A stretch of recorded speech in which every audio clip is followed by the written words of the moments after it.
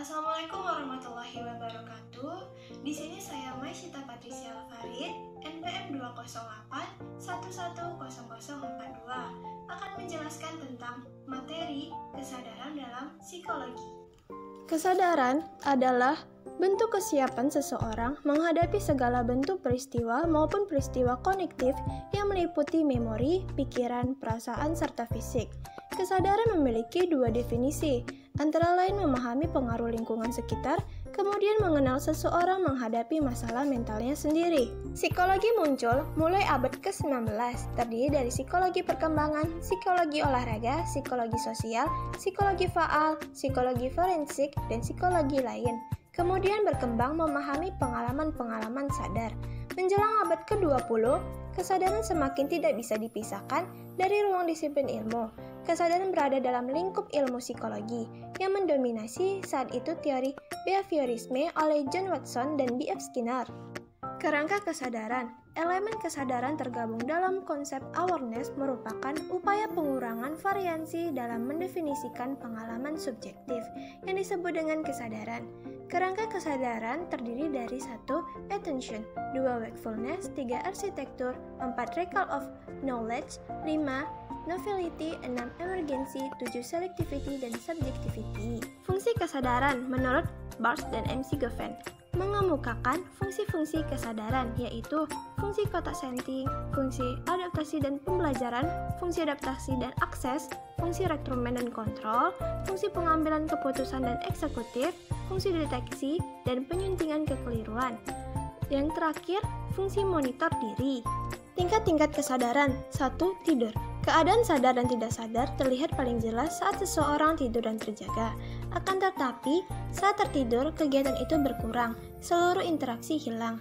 2. Bermimpi. Fase tidur REM adalah fase bermimpi, seperti yang diungkapkan oleh Freud, bahwa mimpi adalah suatu kebocoran informasi di mana makna tersembunyi bisa dipelajari dari mimpi. 3. Obat-obatan yang dikonsumsi. Obat yang dikonsumsi mengubah kesadaran yang tidak sama saat kita terjaga dengan kesadaran normal. Obat penenang menghambat sistem syaraf untuk bekerja. Obat perangsang mempercepat sistem syaraf, dan obat halusinogenik mengubah pandangan kita terhadap realita.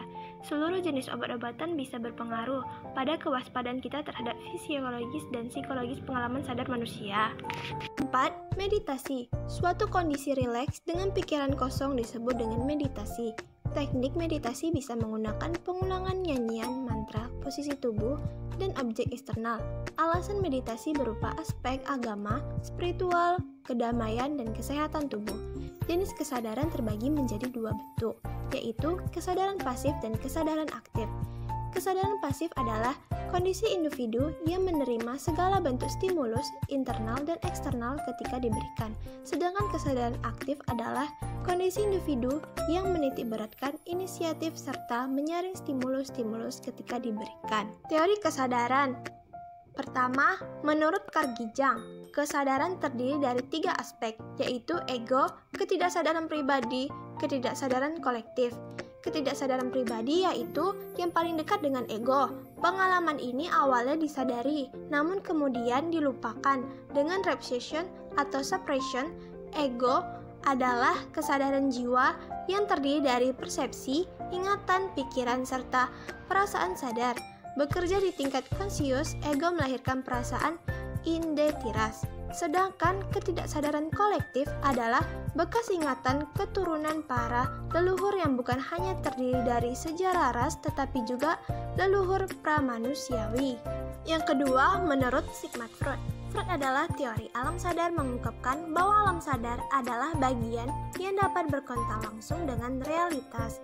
Sedangkan alam bawah sadar adalah hal yang penting untuk menentukan perilaku manusia, di mana melingkupi sesuatu yang tidak mudah dipanggil ke alam sadar, misalnya nafsu dan insting, sesuatu yang tidak bisa kita jangkau, seperti kenangan pahit dan trauma. Konsep struktur mind menurut Freud dikembangkan dengan mind apparatus atau struktur kepribadian terdiri dari ID, ego, dan superego.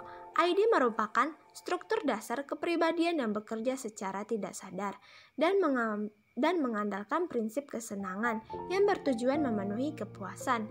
Ego adalah hasil perkembangan ID yang berfungsi untuk mengontrol kesadaran dan memutuskan sesuatu atas perilaku manusia. Dan yang terakhir, superego adalah sesuatu yang merefleksikan nilai sosial serta membuat individu sadar dengan tuntunan moral. Superego berkembang dari ego manusia yang mampu membedakan nilai jelek, bagus, dan suatu moral.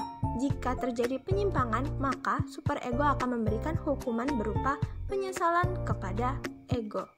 Sekian dan terima kasih. Apabila ada pengucapan saya ada yang salah, mohon dimaafkan. Wassalamualaikum warahmatullahi wabarakatuh.